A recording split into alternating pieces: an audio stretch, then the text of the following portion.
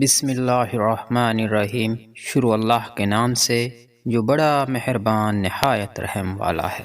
رسول اللہ صلی اللہ علیہ وآلہ وسلم نے فرمایا، رشک صرف دو شخصوں پر ہو سکتا ہے، ایک وہ جسے اللہ نے قرآن دیا ہے اور وہ اسے دن رات پڑھتا رہتا ہے، اور اس پر سننے والا کہے کہ اگر مجھے بھی اس کا ایسا ہی علم ہوتا جیسا کہ اس شخص کو دیا گیا ہے تو میں بھی اسی طرح کرتا جیسا کہ یہ کرتا ہے۔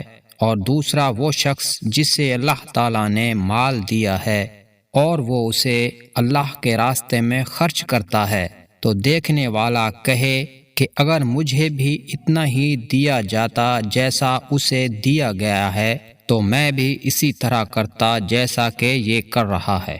ہم سے قتیبہ بن سعید نے بیان کیا، کہا ہم سے جریر نے پھر یہی حدیث بیان کی۔ رسول اللہ صلی اللہ علیہ وآلہ وسلم نے فرمایا، کوئی شخص تم میں سے موت کی آرزو نہ کرے، اگر وہ نیک ہے تو ممکن ہے نیکی میں اور زیادہ ہو، اور اگر برا ہے تو ممکن ہے اس سے توبہ کر لے۔